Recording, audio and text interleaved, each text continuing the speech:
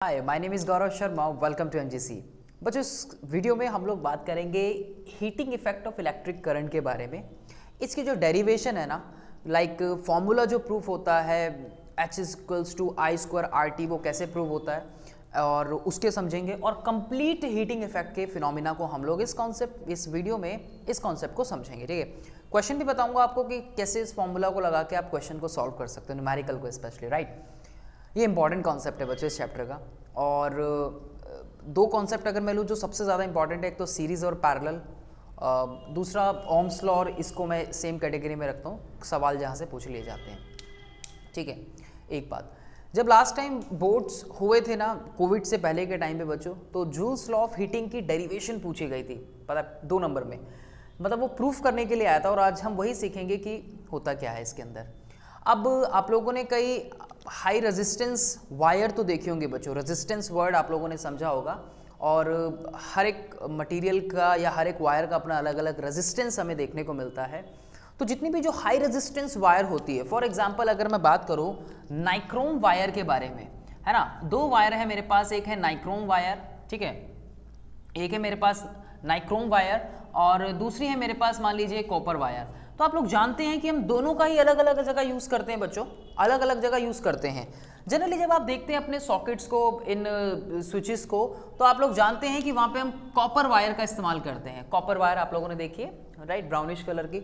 Nichrome wire का generally हम किस में इस्तेमाल करते हैं? हम हीटिंग डिवाइसेस में इस्तेमाल करते हैं। हम किस में इस्तेमाल करते हैं? हीटिंग डिवाइसेस में। हीटिंग डिवाइसेस यानी कि फॉर एग्जांपल अगर मैं लूँ तो हीटर एक आपका हीटिंग डिवाइस है। अब क्योंकि इनका रेजिस्टेंस जो है वो बहुत ज़्यादा हाई होता है, क्योंकि इनका रेजिस्टेंस जो है बहुत ज़्यादा हाई होता है, और ये करंट को बहुत लंबे टाइम तक होल्ड करके रख सकती हैं और ये मेल्ट नहीं होती जल्दी से, क्योंकि इनका रेजिस्टेंस क्या है? हाई होता है। और जब ये लंबे टाइम तक करंट को रोकती हैं अपने पास, जब ये लंबे टाइम तक करंट को रोकती हैं अपने पास, होल्ड करती हैं, क्योंकि करंट उसमें से ज़्यादा निकल नहीं रहा है, वो एक ही जगह स्टक हो गया है, ऐसा समझिए आसान भाषा में। तो करंट जब रुक गया है तो वो उस एनर्जी को, उस इलेक्ट्रिकल एनर्जी को हीट एनर्जी में कन्वर्ट कर देती है। और आप लोग ये बात भी जानते हैं कि सारे अप्लायंसेस जितने भी जो आप अपने आसपास यूज़ करते हैं, चाहे वो फैन हो या कोई आयरन है, हीटर है, और आपका एक मोबाइल चार्जर ही क्यों ना हो गया, और आपका एक टेबल फैन क्यों ना हो गया, या आपकी इलेक्ट्रिक कोई भी आइटम हो गई, कोई अप्लायंसेस है, सारे ऐसे नहीं है कि वो इस इलेक्ट्रिक करंट को हीट एनर्जी में कन्वर्ट करे, है ना। आपका फैन हीट एनर्जी में कन्वर्ट थोड़ी करता है उसको। अब आप कहेंगे कि सर नहीं सर, हीट तो देता है वो। अरे उतनी थोड़ी देता होगा ना जितना हीटर देता है। भाई 2 घंटे फैन चलाया और 2 घंटे हीटर चलाया, हीट कौन ज़्यादा प्रोड्यूस करेगा? ऑब्वियस सी बात है, हीटर प्रोड्यूस करेगा, क्योंकि उसका मटीरियल ऐसा है, वो बनाया ऐसा गया इस तरह के मटीरियल से।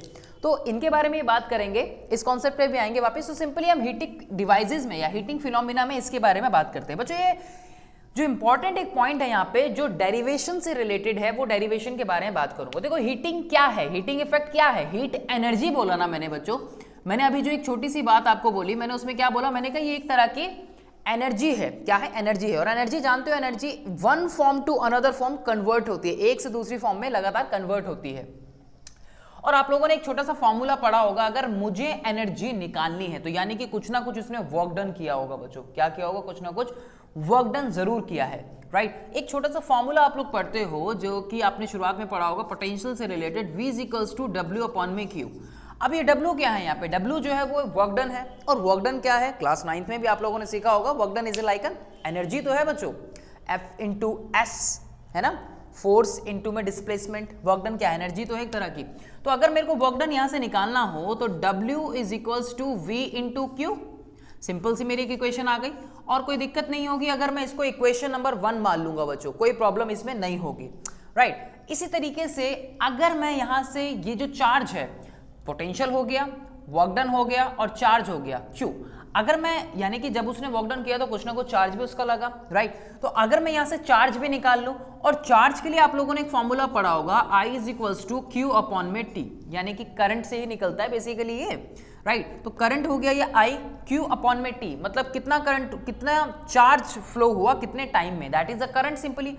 अगर मैं इस Q की वैल्यू भी यहां से फाइंड आउट कर लूं तो सिंपली मैं कैसे कर सकता हूं? Q = I में T, राइट। ये मेरी चार्ज की वैल्यू आ गई, मेरा चार्ज आ गया, ठीक है। कोई प्रॉब्लम नहीं होगी अगर मैं इसको इक्वेशन नंबर 2 यहाँ पे एंज्यूम कर लूं बच्चों, ठीक है। कोई भी दिक्कत यहाँ तक हमें परेशानी बिल्कुल भी नहीं है। अब आपने जो one of the most important concept है इस चैप्टर का, जिसको आप बोलते हो ओम्स लॉ, आप लोगों ने ओम्स लॉ के बारे में भी बच्चों पढ़ा है, ठीक है। आप लोगों ने ओम्स लॉ भी जाना है, और ओम्स लॉ हमें क्या कहता है, सिंपली क्या कहता है भाई, V equals to I R, या आपने कई सारे फॉर्मूला जो आप उससे निकाल सकते हो, V upon I equals to R, ये कह दो V upon I equals to R, या फिर आप क्या बोल सकते हो, यहाँ पे ले रहा हूँ उसको, या फिर आप क्या बोल सकते हो, V is equals to I R, कोई दिक्कत नहीं है मुझे। और ये देखो, अगर मैं इसको इक्वेशन नंबर 3 मान लूँ बच्चों, अगर मैं इसको इक्वेशन नंबर 3 मान लूँ, राइट। अब ध्यान से देखो कि मैंने बोला था कि ये एक तरह की एनर्जी है, अगर मैं सेकंड और थर्ड वाली की वैल्यू को फर्स्ट वाली इक्वेशन में पुट कर दूं तो क्या होगा, ठीक है। क्या कहा मैंने कि put second and third equation into first, यही तो बोला मैंने कि मैं इसको क्या कर रहा हूं, फर्स्ट वाली में पुट कर रहा हूं। तो देखो मेरी फर्स्ट इक्वेशन क्या है, ये रही, that is W is equals to the V into में Q, ठीक है, V इंटू में Q, और मैं क्या कह रहा हूं, फर्स्ट वाली में पुट कर रहा हूं सेकंड, और उसको सेकंड क्या थी मेरी, ये रही second, which is Q is equals to I into T, यही तो थी। तो देखो जरा, अगर मैं पहले कोई भी ले लूं, या मैं V की वैल्यू यहां पे ले लूं, तो V क्या है मेरी, थर्ड इक्वेशन क्या है, V इज इक्वल्स टू, या चलो मैं इसी को ले लेता हूं, तो ये है मेरी Q इज इक्वल्स टू, यानी कि चलो इसको ले लेते हैं, I इंटू आर, इंटू में Q क्या था, I इंटू में T, ठीक है, ये बना मेरा। तो अब इससे मेरा क्या फॉर्मूला बन रहा है, ये बन रहा है मेरा I स्क्वायर R T बच्चों, ये तो बन रहा है ना। और वर्क डन मैंने क्या बोला, एक तरह की एनर्जी है, तो मैं ये कैसी एनर्जी है, जो भी ये वर्क डन होगा, रेजिस्टेंस है, टाइम है और करंट है, तो ये जो एनर्जी निकलेगी कैसी एनर्जी होगी, हीट एनर्जी निकलेगी बच्चों, कैसी एनर्जी निकलेगी, हीट एनर्जी निकलेगी, राइट बच्चों। यही तो वो डेरिवेशन थी जो 2 नंबर की पूछी गई थी, यही वो डेरिवेशन जी जो 2 मार्क्स में बच्चों पूछी गई थी, राइट। तो मैंने एनर्जी तो निकाली है, सिंपली है, मैंने सिंपल एनर्जी तो निकाला है। ये एनर्जी क्या रिप्रेजेंट करती है बच्चों, एनर्जी रिप्रेजेंट करती है कि जो हीट है, हीट जो है वो डायरेक्टली प्रोपोर्शनल होती है आई के स्क्वायर के। बच्चों हीट जो है ये डायरेक्टली प्रोपोर्शनल होती है रेजिस्टेंस के। बच्चों ये H जो है ये डायरेक्टली प्रोपोर्शनल होता है टाइम के। बच्चों मैं नीचे से अगर इसकी शुरुआत करूं तो इसका मतलब जितना डायरेक्टली प्रोपोर्शनल का मतलब क्या है, जितना ज्यादा टाइम होगा उतनी ज्यादा हीट प्रोड्यूस होगी, जितना ज्यादा टाइम होगा उतनी ज्यादा हीट प्रोड्यूस होगी। फॉर एग्जाम्पल आप एक हीटर को 2 घंटे चलाओ और दूसरे रूम में दूसरे हीटर को 4 घंटे चलाओ, तो ऑब्वियस ही बात है जो रूम बी है जहां पे आपने 4 घंटे के लिए 4 आवर्स के लिए उस हीटर को चलाया है तो हीट वहां पे ज्यादा प्रोड्यूस होगी। सेम वही अगर रेजिस्टेंस किसी का ज्यादा है, जितना ज्यादा रेजिस्टेंस उतना ज्यादा वो आई को होल्ड करेगा, यानी कि करंट को होल्ड करेगा, और उतना ही ज्यादा उसकी हीट भी जो है वो बच्चों प्रोड्यूस होगी, और इसके आई के स्क्वायर के हो जाएगा। H इज डायरेक्टली प्रोपोर्शनल आई को, अगर मैं यहाँ पे I को डबल कर दूं तो हीट भी मेरी कैसी हो जाएगी, 4 टाइम्स हो जाएगी, राइट। तो ये डायरेक्टली प्रोपोर्शनल हमें बताता है बच्चों। इस डेरिवेशन को आप लोगों ने देखना है, समझना है, यही चीज हमें ये जूल्स लॉ ऑफ हीटिंग बताती है। आई रिपीट माई कॉन्सेप्ट जो हमने इनिशियली पढ़ा था कि सारी डिवाइसेस हमारी ऐसी नहीं होती जो इस हीट या इस इलेक्ट्रिकल एनर्जी को हीट एनर्जी के अंदर कन्वर्ट करे। बच्चों एनर्जी का मतलब यही तो होता है ना, सिंपल ट्रांसफॉर्म होना, transformation of energy from one form to another form. आप अपने फैन को ऑन करते हो, फैन क्या होता है, फैन जैसे आप इलेक्ट्रिकल एनर्जी उसके अंदर देते हो तो वो रोटेट करने लगता है, मोशन में आता है। काइनेटिक एनर्जी, काइनेटिक एनर्जी किस में कन्वर्ट हो जाती है, आपको हवा मिलती है, विंड एनर्जी में। यही चीज होती है, हमें एनर्जी में सब जगह देखने को मिलता है। एनर्जी का लॉ है ना, neither be created can nor be destroy. ऊर्जा को ना तो बनाया जा सकता है ना ही नष्ट किया जा सकता है, पढ़ेंगे आप लोग आगे भी क्लासेस में।